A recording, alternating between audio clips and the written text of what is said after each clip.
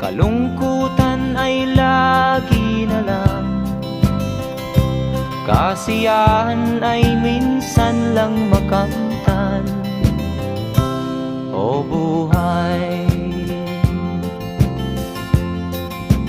kahit sa mga mayaman ay di lubos ang kanilang kasiyahan.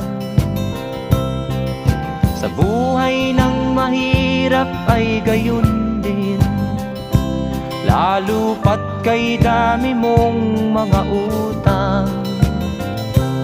O buhay,